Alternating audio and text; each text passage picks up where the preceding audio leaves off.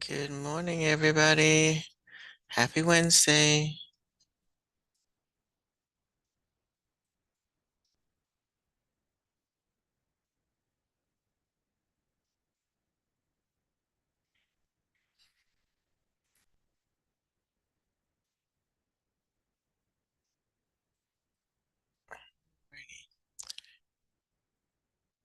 All right. Most of you have done your project, your pick your poison. And so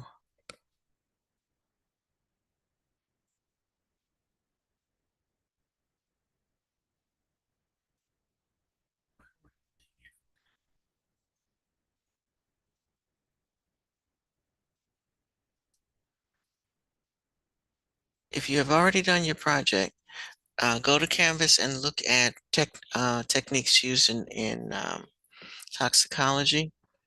We'll give everybody a few minutes to get in and a few minutes to work on finishing up what they need to finish up.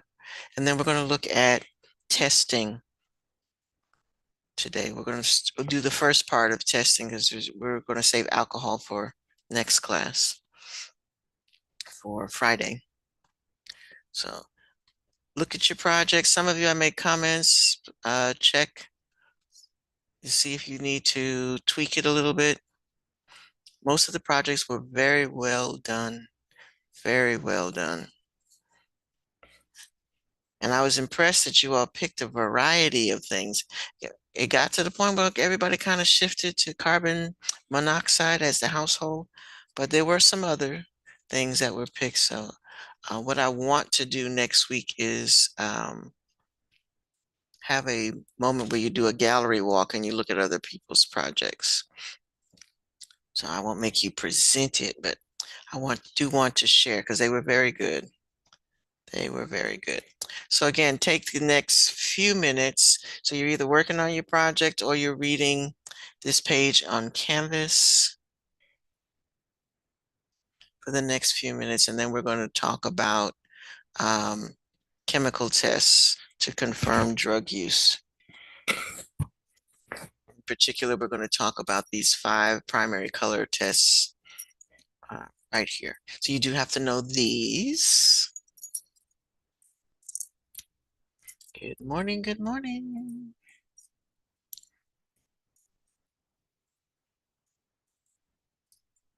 It was wonderful, Serenity. Thank you. Well done.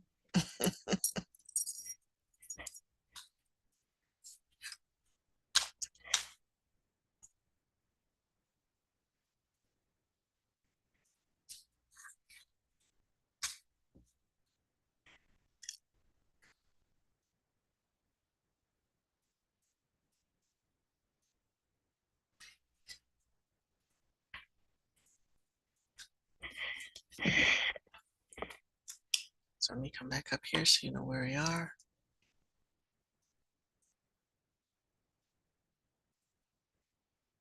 All right.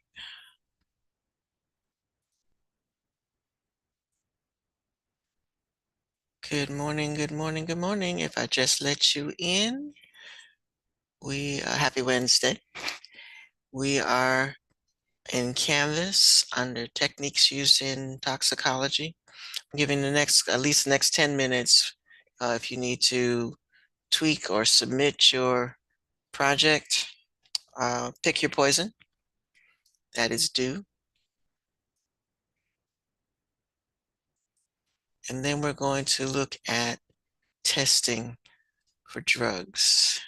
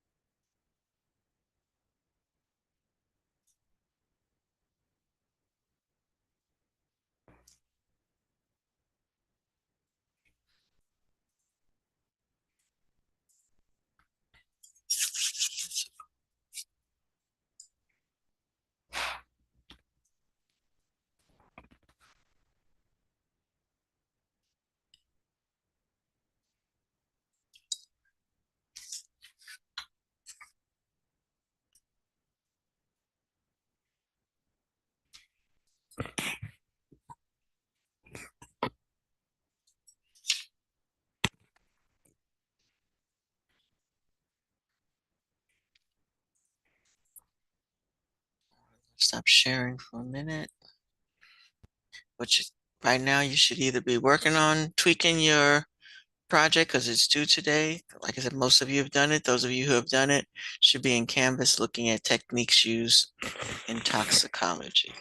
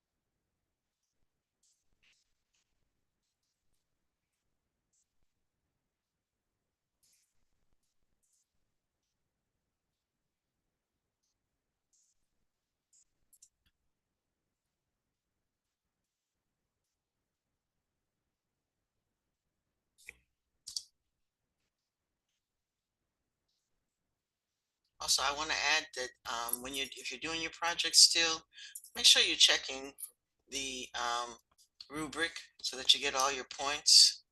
You want to, the project itself the topic itself, each one is worth 25 points each. So you need to go through and make sure you've answered those 5 statements. I did have some folks that pick a forensics case. I was happy about that.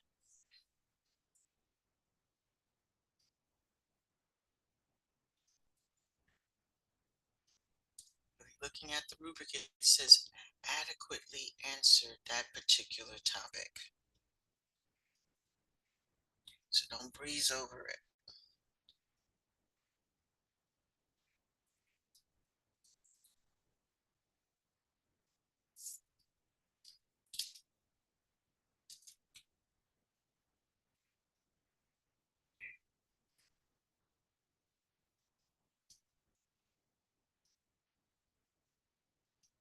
And again, please use class time for classwork.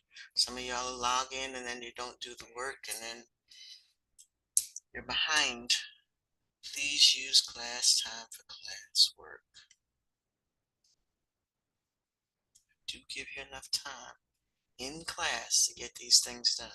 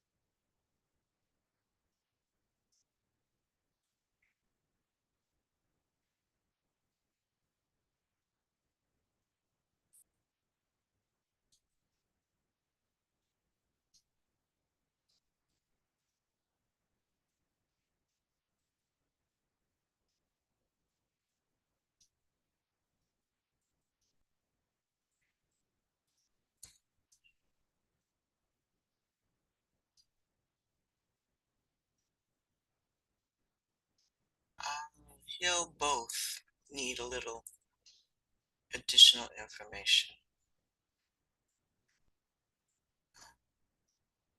Don't erase what you have, but you do need some more information.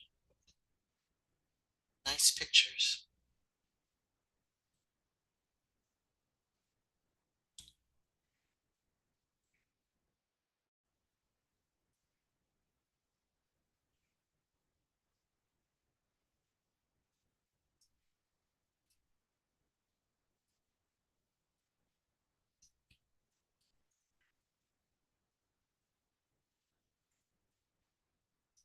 There we go.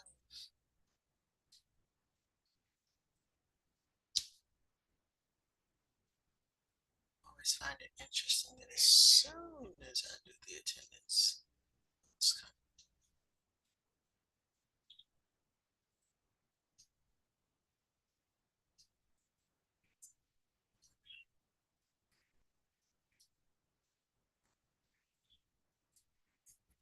Let me pull that up again.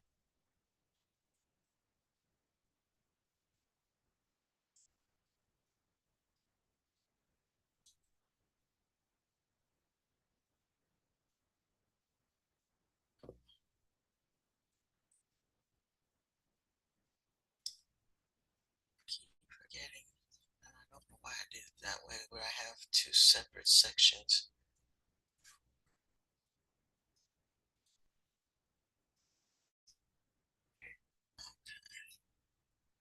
I'm just going to quickly go through the rubric on the assignment. For those of you who are looking for it in the module, it's actually in the second module that went with the PowerPoint. So you kind of have two modules for toxicity. All right, so I just want you, and some of you are real good about saying that it's a household uh, poison, it's an animal poison, it's a plant poison, it's a food poison. Some of you did that really well, and some of you just went straight on into talking about it. And depending on how you did that, I gave you credit for it. All right, so that's the first thing you had to do. Then you had to talk about the five major points. Five major points, and those points are description of the drug or organism, uh, the type of poison it is, meaning what part of the body does it affect?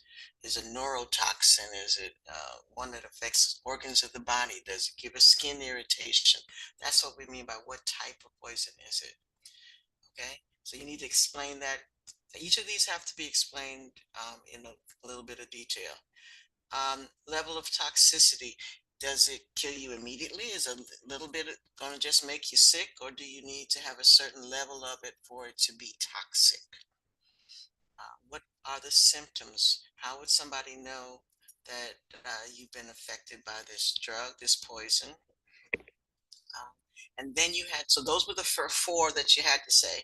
Then you had to pick one of these. So you could have said, um, how to detect the poison forensically. So that's kind of the similar to body symptoms, but if this is more like if the person, the forensic toxicologist was looking at the body, what would they be looking for?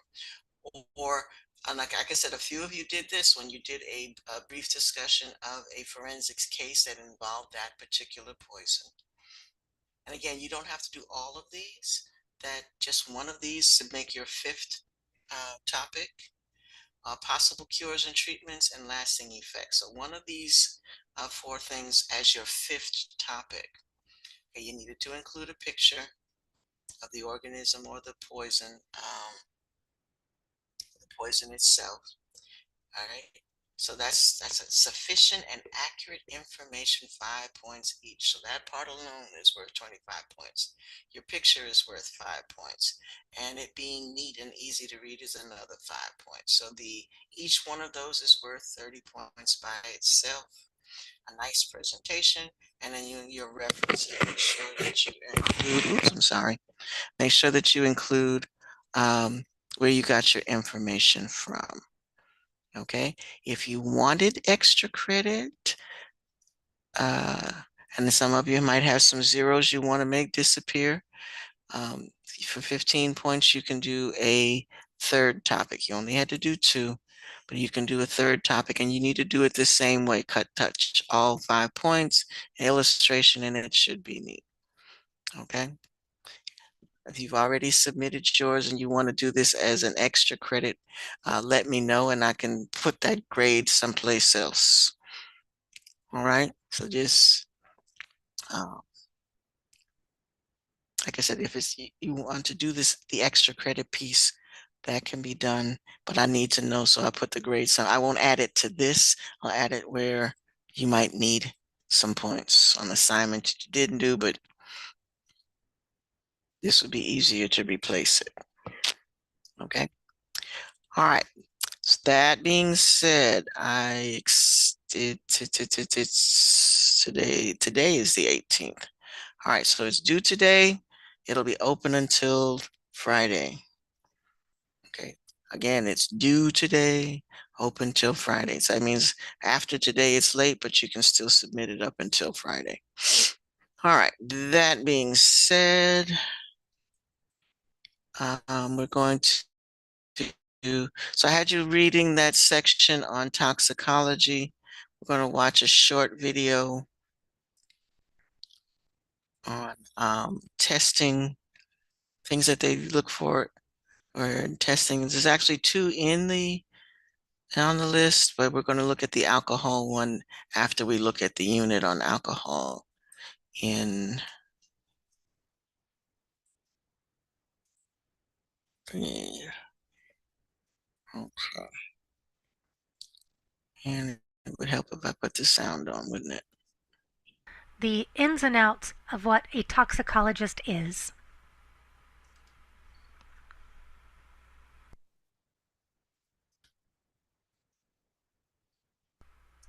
Alrighty, so let's talk about some collecting procedures for antemortem testing.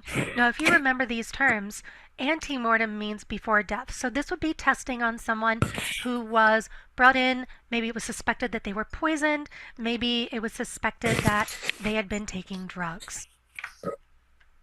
So, firstly, they would draw 10 milliliters of blood in an airtight container. This is just like any other time someone might go in to get their blood drawn for some type of testing. Usually to this they add an anticoagulant to preserve the blood.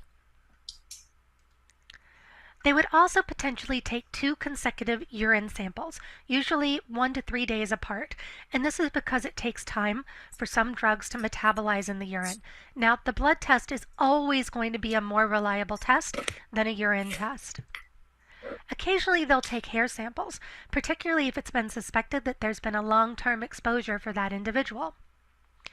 Now, what about post-mortem testing? Someone comes in, they've had a history of long illness, it's suspected that maybe someone in their household had been poisoning them. What samples would be taken during the autopsy? Well, first they would take 2 specimens of blood, but the quantities would be quite different here. They would take 1 specimen directly from the heart, they would take another from a peripheral site. That would be an arm or a leg. Usually at that time, they would take between 50 and 100 milliliters of blood.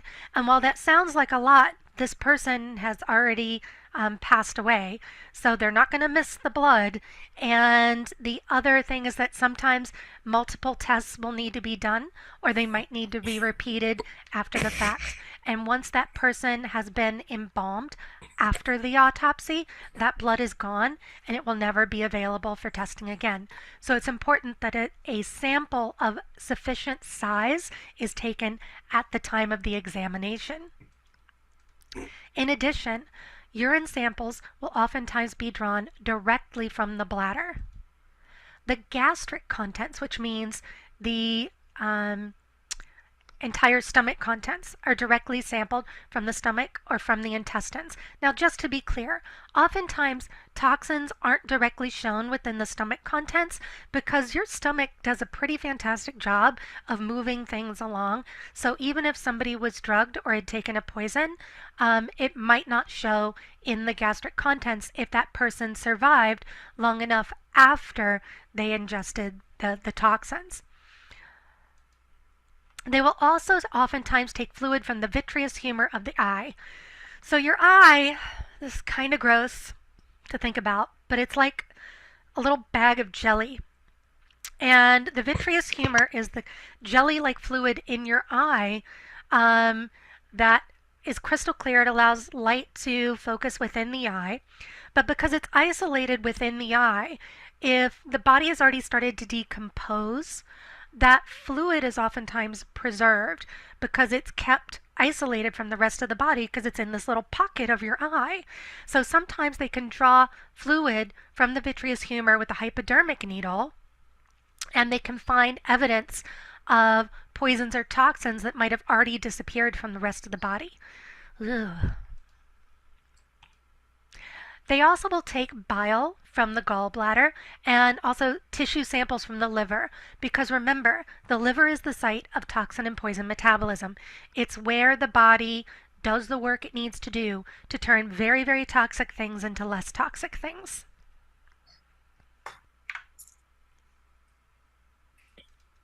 In addition, hair is not normally tested in postmortem investigations unless some long-term toxin or poison exposure is suspected, but oftentimes a sample is taken and preserved in the case of suspicious death where its natural causes can't be immediately determined.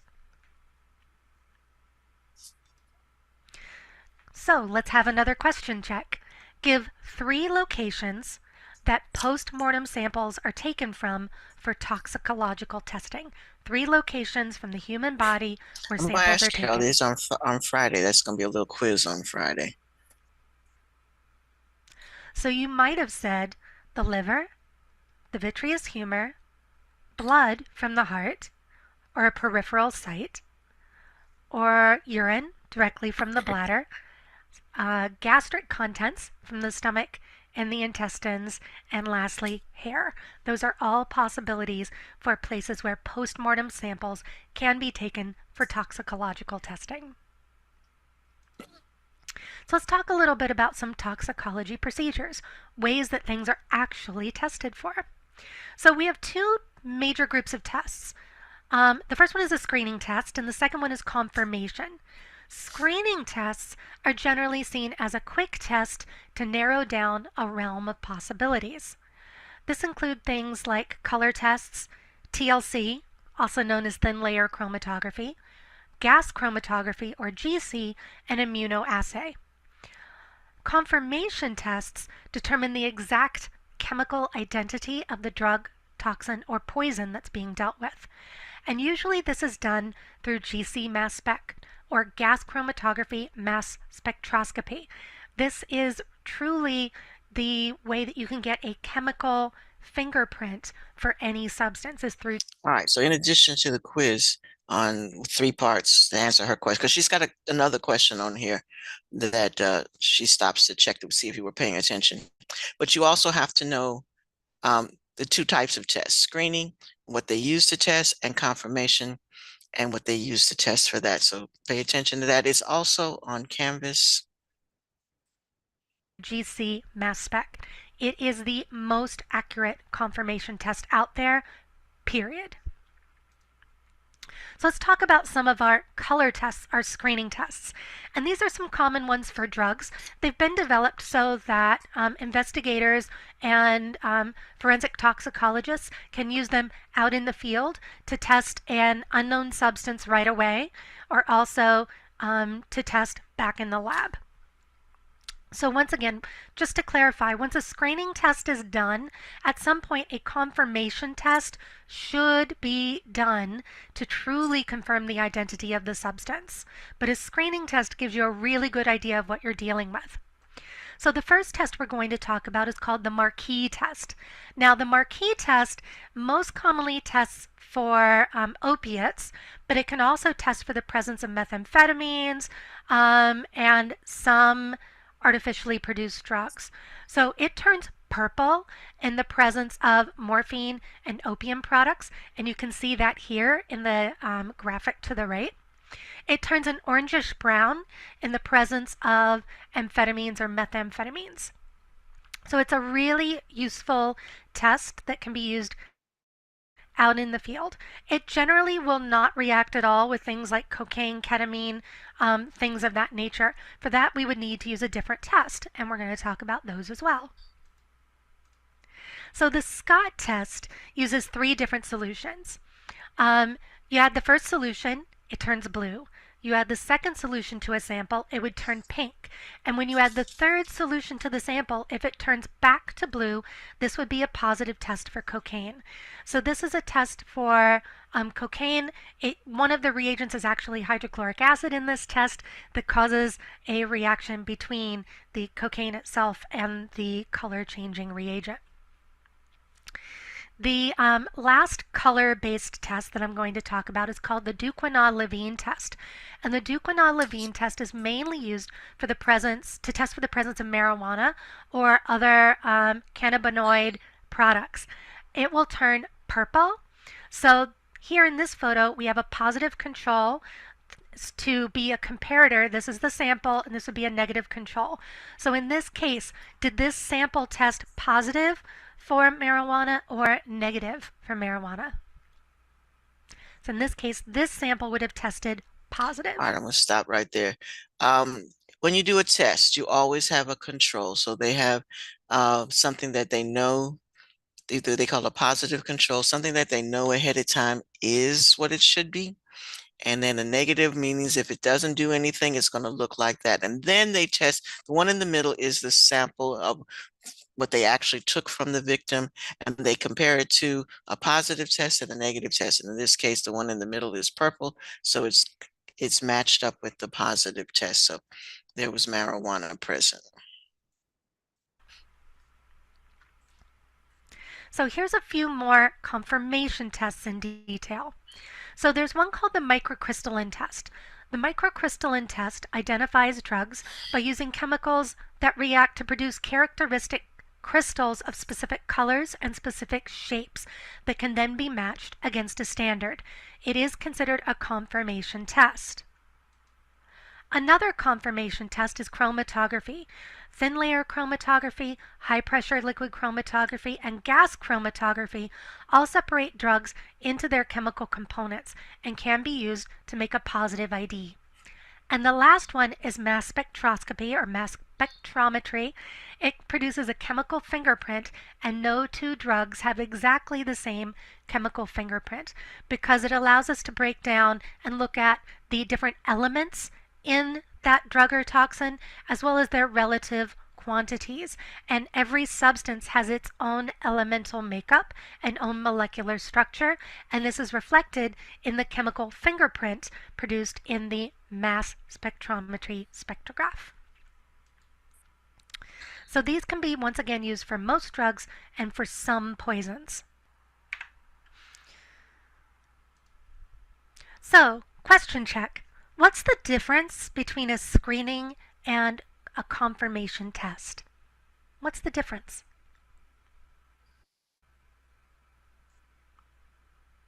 Well, a screening test narrows down a realm of possibilities and gives you an idea of what a substance might be.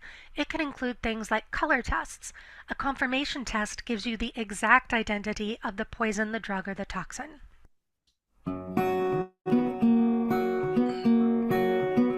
All right. So again, on Friday, I'm going to give a little quiz to see how well you were paying attention to that. So I will ask you the 2 questions that she asked in the video, as well as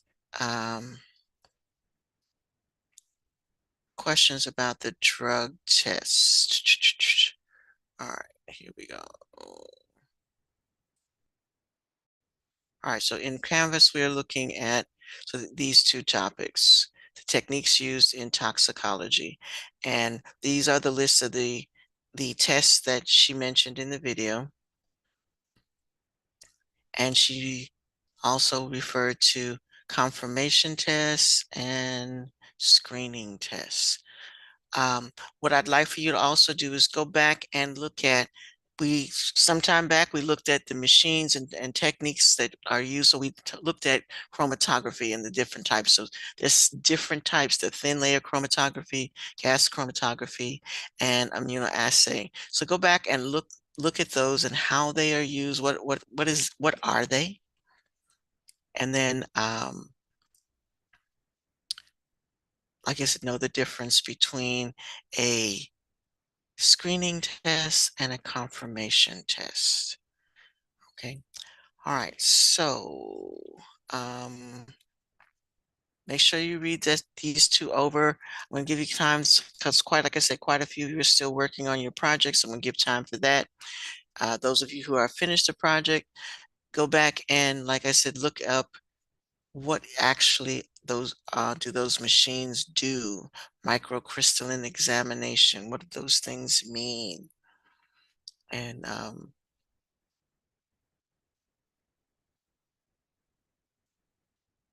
know that because this is a matching section on the test to be able to match the test with its color change. So make sure you spend some time looking at that. Okay.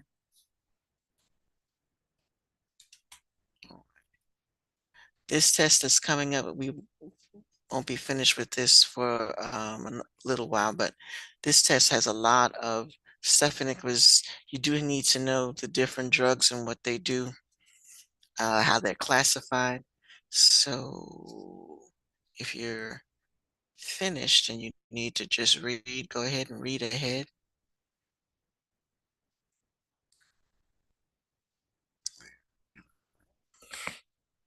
All right, so we are.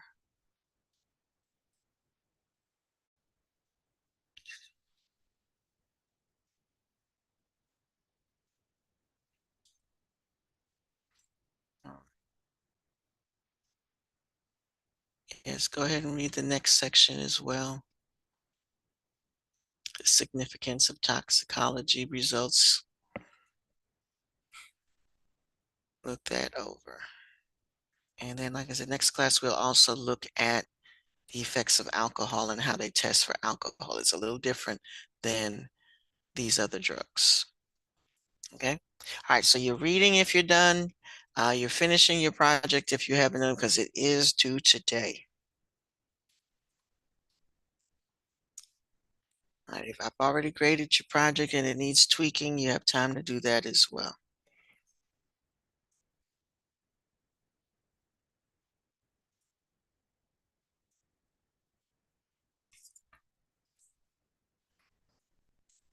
All right, and as I said, I'm going to do a gallery walk with the project. So you'll submit your project to the Nearpod board, and people will go through, and you'll have to jot down a couple of facts on projects that you looked at other than your own to see what other drug you learned about that people did. And like I said, you all did a really fantastic job.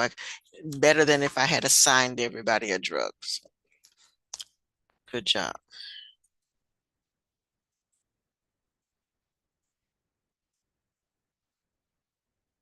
Because what happens sometimes when I give freely, people pick the first one on the list and then go over it. And you all picked interesting ones, not the first one that you bumped into. So pat yourself on the back.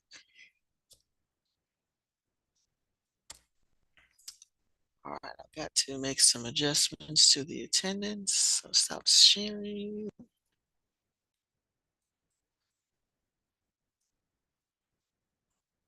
All right, if you came in late, please, and then haven't done your project, please make sure that you are following the points on the rubric.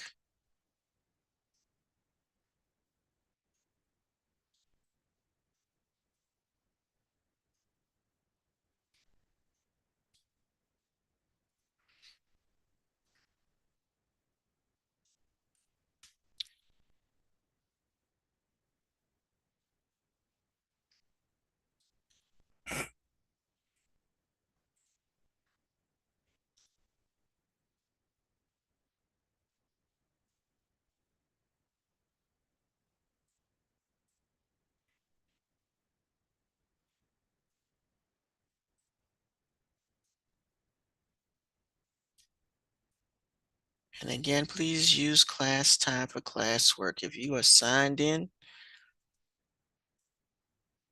I should not see that you've been idle for 20 minutes and you have not submitted a project.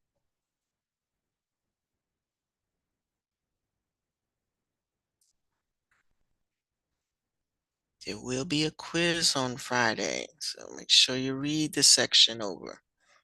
The video is in the playlist, so if you need to watch that again, you can do that too.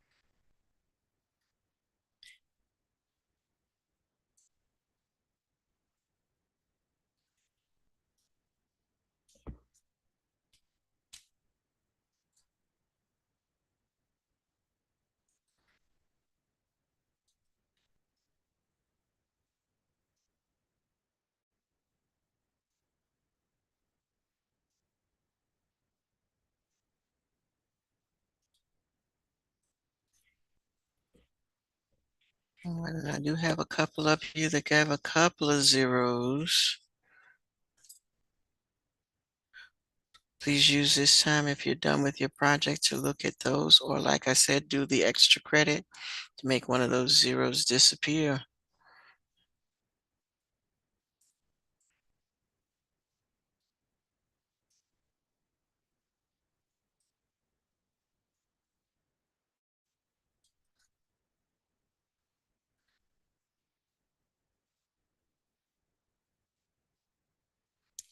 I see it did put zeros for the pick your poison, but it's not late until midnight tonight, so go ahead and submit without penalty today.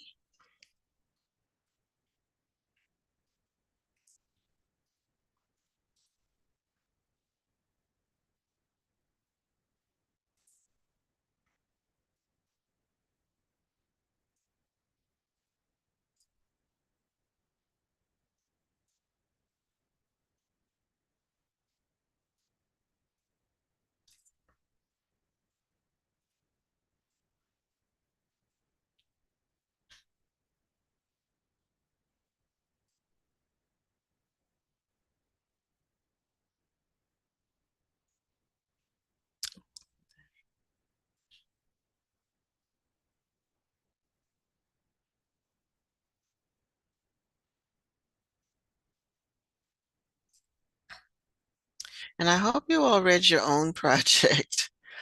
There's some vocabulary in some of these projects that are really good.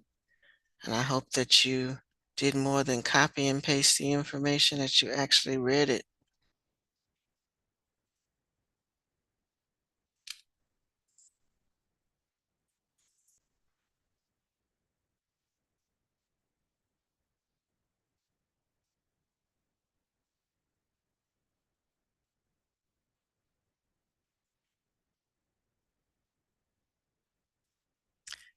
That's good. That's good practice. And that's a good practice. Someone just brought up that they not only reread theirs, they reworded it. And that's good too. Remember the school policy that you can use AI and all those kinds of things, but it's plagiarism if you just copy and paste, which is why you do need to put your references on there, but you still shouldn't just copy and paste. You should rephrase it, shorten it somehow, A couple of you all did yours in a bulleted form, and that's fine, meaning that you shortened the sentence and you didn't copy the whole thing, but you got the important stuff listed, and that's what you need to do.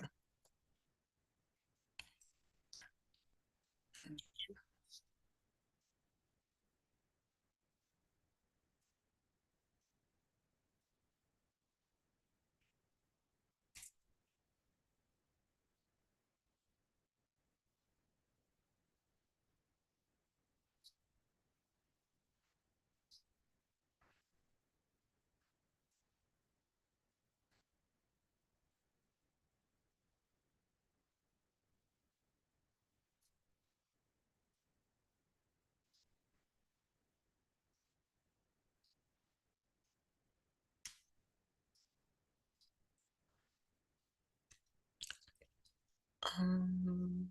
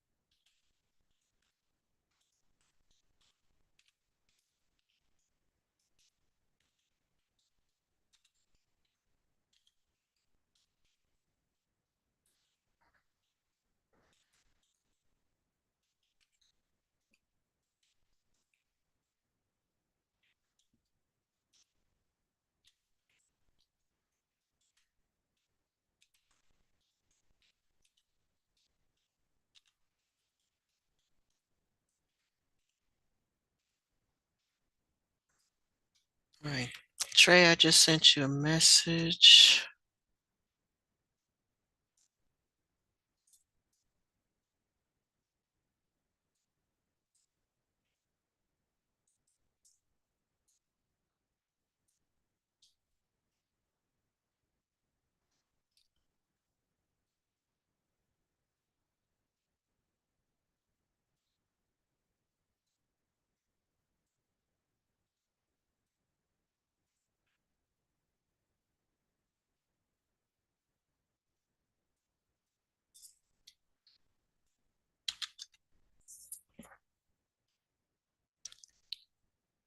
I'll put a grade on it now.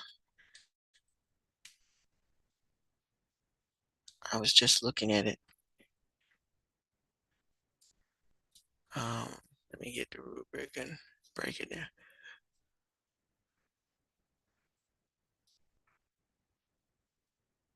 Oh,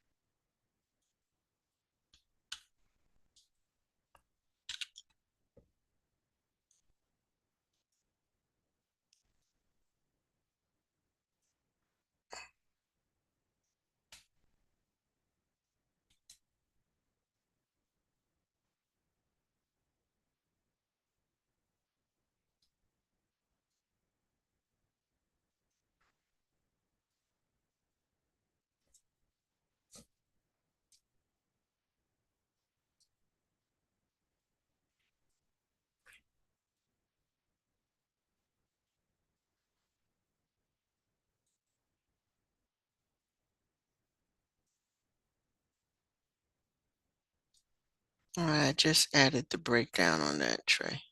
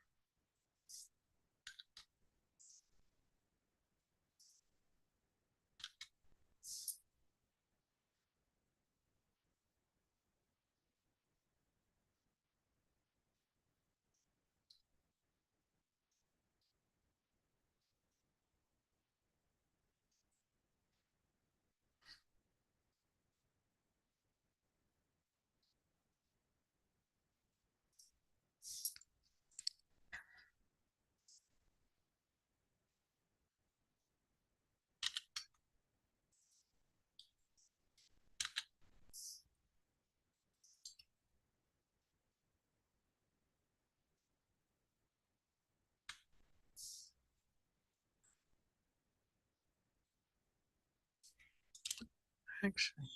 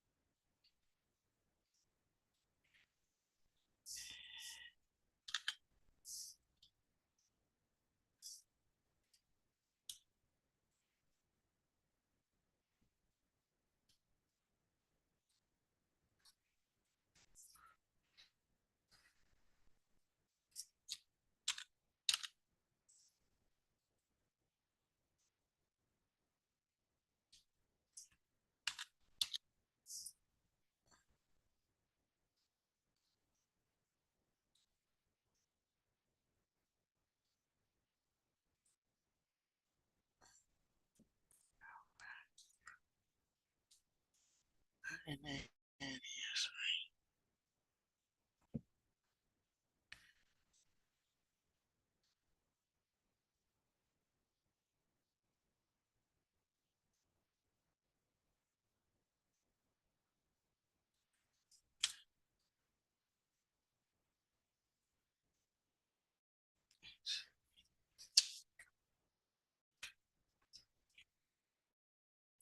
This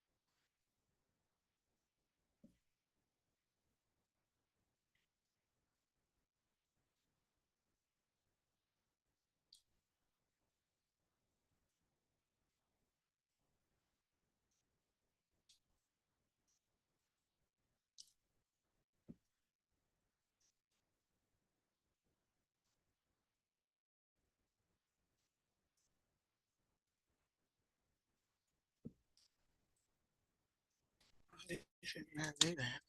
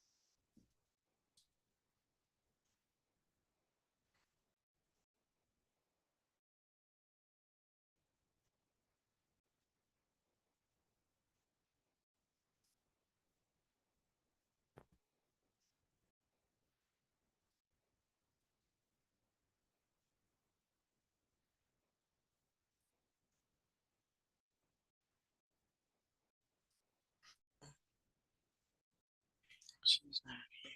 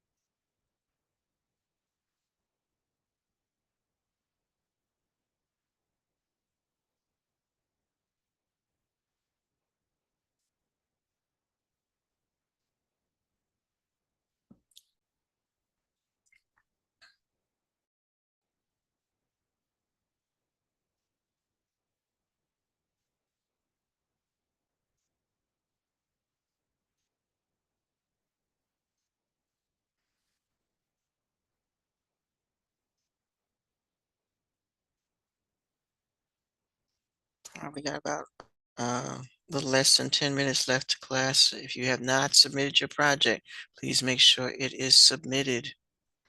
It's due today. It's late after today.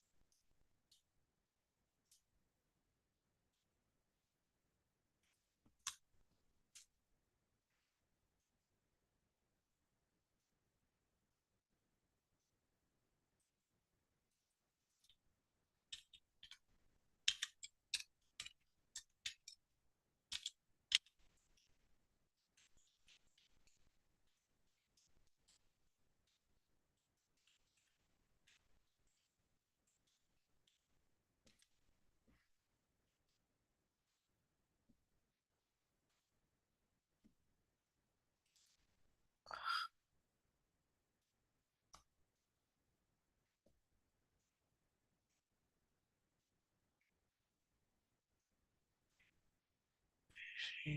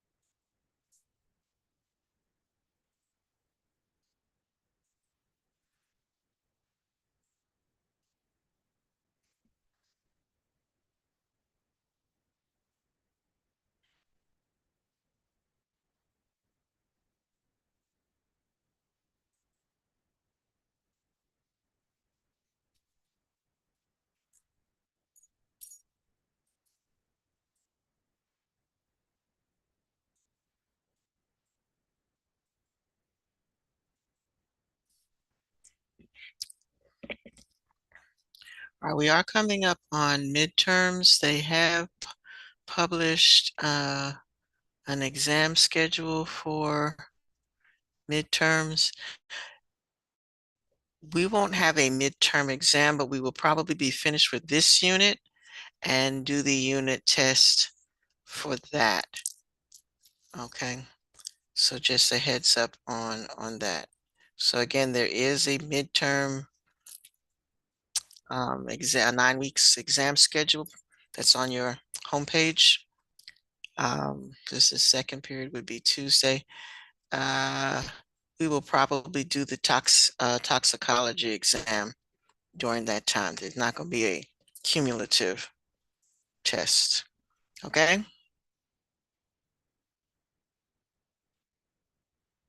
Alrighty. There's 2 minutes left. Are there any questions?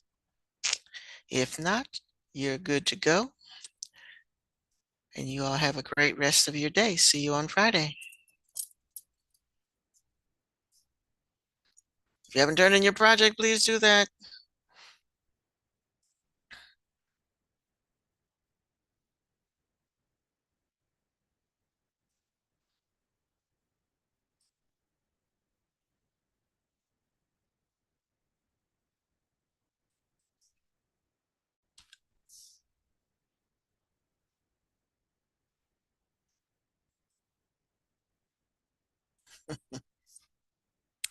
All right, I'm taking these zeros out for now because it's messing up your grades, but the zero will pop back in automatically.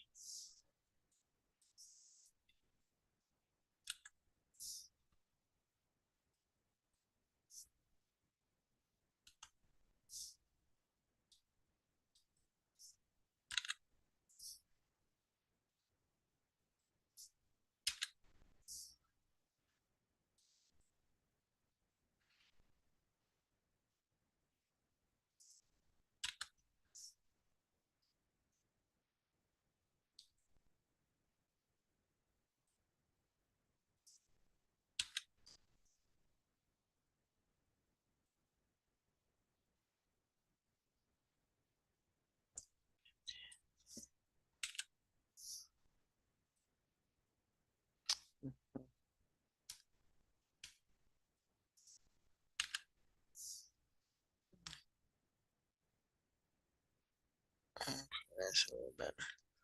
Like those zeros were definitely messing up your grade, but again, the zeros will pop back in once it's late. So please make sure that you get